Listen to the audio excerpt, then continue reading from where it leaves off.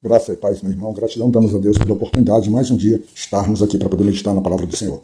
Hoje, dia 20 de abril de 2025, a nossa meditação irá pelo livro de Esther, capítulo 7, e o versículo que nos traz é o versículo 2. Nele diz assim: Disse também o rei a Esther no segundo dia, no banquete do vinho: Qual é a tua petição, rainha Esther? E se te dará? E qual é o teu requerimento? Até metade do reino se fará.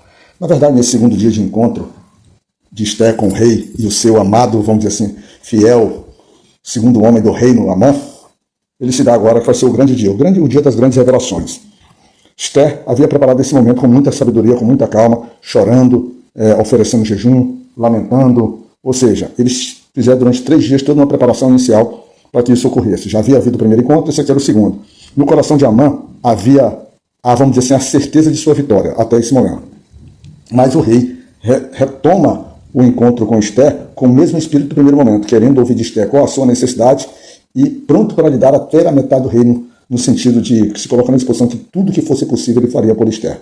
E as grandes surpresas, as grandes revelações, elas se estabelecem aí, porque a gente viu que durante todo o processo de relação de Mardoqueu com Amã, a gente vê que de fato Mardoqueu, ele muito provavelmente, na nossa concepção de entendimento, muito provavelmente ele usa a própria, vamos dizer assim, vontade do Senhor em relação não a Amã, mas em relação ao povo amalequita, né, que deveria haver a destruição do povo amalequita, já definido desde lá de trás nos capítulos nós vimos de Êxodo, de Deuteronômio, de 1 Samuel, nós fomos vendo aqui ao longo dos devocionais, e durante toda essa trajetória, por diversos momentos, os próprios judeus, vamos dizer assim, se negaram, em especial o rei Saul, né, quando teve aquele encontro aqui, aquela vitória, e que preservou a vida do rei Agag, de alguns bois, de algumas coisas que eles consideravam, vamos dizer assim, primazia, como se estivesse oferecendo ao Senhor, como se fosse de interesse do Senhor. Isso já deixa a primeira missão, assim, para que a gente fique atento. Muitas vezes a gente gosta de oferecer muitas coisas. Por exemplo, nós estamos vivendo um momento de Páscoa.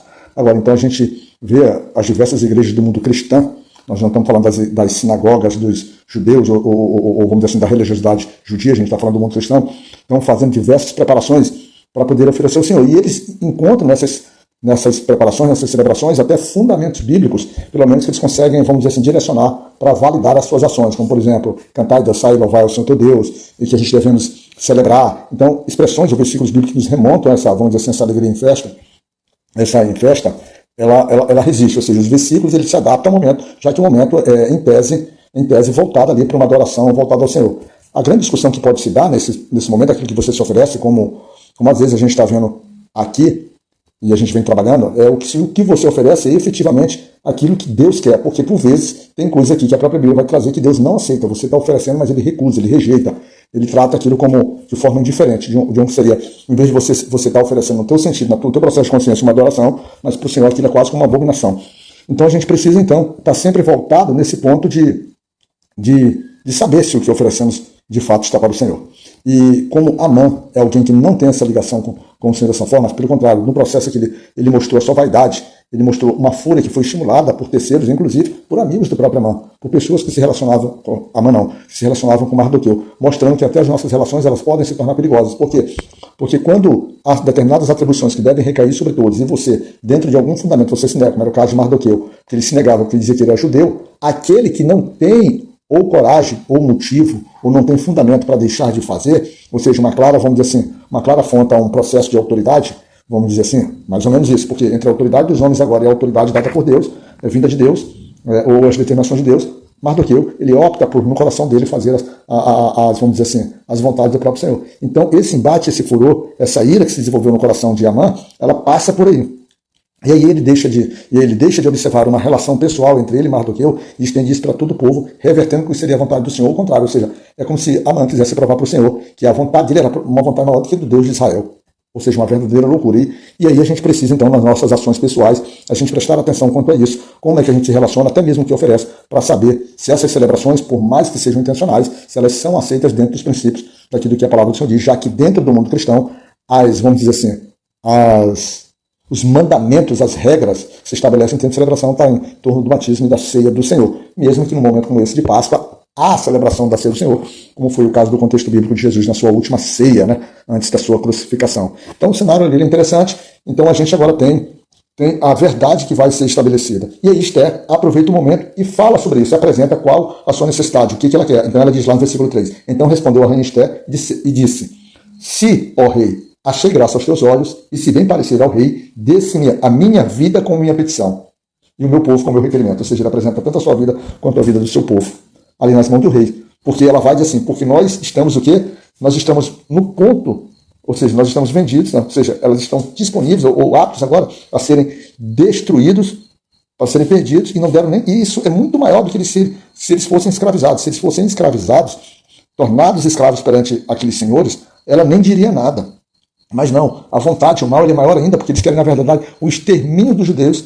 E isso não haveria qualquer recompensa ao rei, porque o povo judeu era um povo que, apesar de quando Amã diz que eles tinham práticas diferentes em relação às práticas do rei de Assuero, mas eles eram um povo que não vivia em confronto com a autoridade do rei, que foi uma parte, vamos dizer assim, inventada, uma parte de manipulação do próprio Amã. E aí a situação, ela, vamos dizer assim, ela causa uma surpresa ao rei, porque quando ele xinga, e aí a Esther, ela diz assim, lá no versículo 6, o rei se sente instigado, se sente, vamos dizer assim, surpreso com a situação, perguntando a Esther quem teria coragem de ter feito aquilo, quem era a pessoa, né, que instigou a fazer isso, né? E aí Esther diz, lá no versículo 6, disse Esther, o homem, o opressor e o inimigo é este mal Amã. Então Amã se perturbou perante o rei e a rainha. E a situação ela fica embaraçosa, porque até um tempo antes o próprio rei celebra, vamos dizer assim, a companhia de Amã, celebra as suas virtudes, celebra os seus conselhos, celebra o ato, inclusive o ato dele ter trazido o povo ali sobre aquele decreto. Tanto que o ato do rei, ele se levanta e vai para o jardim talvez pensativo, pensando, nossa, o que está acontecendo, meu Deus, agora o que é que eu faço? Porque se a gente pegar os diversos capítulos que nós já passamos por Esther, sempre a influência de alguém nas decisões de alguém aqui no livro de Esther. Principalmente, o rei Assuero era um homem extremamente, vamos dizer assim, manipulável as suas ações, as suas atitudes, as suas decisões.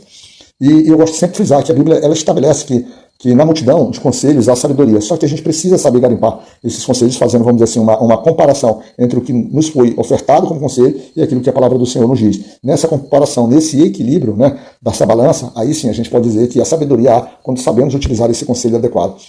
E se por um lado o rei se põe nessa posição, por outro lado, Amã se vê transtornado a ponto de suplicar a rainha. E nesse processo de súplica, o que ele faz? Ele se joga praticamente sobre o leito ali, onde a rainha estava, vamos dizer assim, sentada. E aí, o rei, ao voltar e olhar aquela cena, a interpretação, ou seja, as coisas vão corroborando, mostrando que o mal não prospera. Aí, sobre o olhar do rei, as coisas pegaram outro tom, porque além dele fazer aquele ato, agora o rei olha como se aquele homem tivesse a ousadia dentro do palácio, dentro do reinado, diante da própria presença do rei, e tivesse a ousadia de querer atacar a própria rainha. E aí, meu irmão, aí a gente pode pegar, por exemplo, aquelas passagens, você pode pegar algumas passagens na Bíblia que falam sobre essa questão de queda, sobre essa questão de ruína, e a gente, para vamos dizer assim, complementar, para a gente dar algumas referências, por exemplo, quando você vai lá em Jeremias, capítulo 50, versículo 32, diz assim, então tropeçará o soberbo e cairá, e ninguém haverá que o levante, e porém fogo nas suas cidades, o qual consumirá todos os seus arredores. Né? Nós temos também, assim, em Provérbios, nós temos diversos versículos, e a gente poderia também citar Provérbios 28 e 18 como referência, mas tem diversos. Nós vamos pegar o 16 e 18, diz assim, a soberba precede a ruína, e a altivez do espírito precede a queda. Ou seja, nós estamos vendo o homem em queda. E essa queda é tão grande que tem um eunuco que está presente e vai e comunica ao rei. Diz assim, olha rei, existe uma forca de 50 côvados, ou seja, de 20 metros de altura, que ele mandou preparar para Mardoqueu, que é aquele, né, que te fez bem, rei. Mardoqueu que te fez bem, este homem chamado Amã, fez essa forca. Já está lá preparada, lá na casa de Amã, pronto para quê? Para que Mardoqueu seja enforcado. E lembrai-vos que ao chegar, na verdade, já havia ido o Amã até o rei para poder levar as boas novas e, vamos dizer assim, ter a autorização do rei para enforcar Mardoqueu.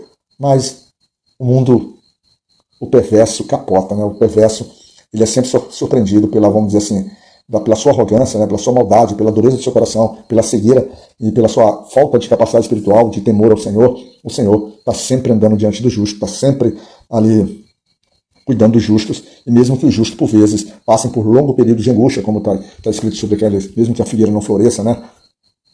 Mesmo que não haja fruto na vide, mas eu confiarei no Senhor, eu adorarei o Senhor, né? Ainda assim eu celebrarei a sua presença, a sua comunhão conosco.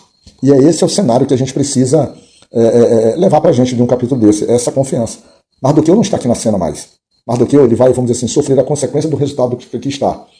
Tudo agora se estabelece. Aquele homem queria celebrar a vitória dos amalequitas, por exemplo, a destruição dos judeus, já não pode mais celebrar, porque a Bíblia, lá no versículo 10, diz assim: enforcaram, pois, Amã na forca que ele tinha preparado para a morte do Aqueu. Então, o furor do rei se aplacou. Ou seja, o furor do rei se acalmou. Mas, ainda assim, as coisas não tinham solucionado. Deus precisaria, vamos dizer assim, agir um pouco mais nessa situação. Mas isso é objeto do nosso próximo capítulo, né? Do nosso próximo devocional. Então, o que eu posso te desejar é que você fique com Deus, você e sua família, sob a proteção do Pai e sobre o amor divino. Que Deus possa te cuidar, meu irmão.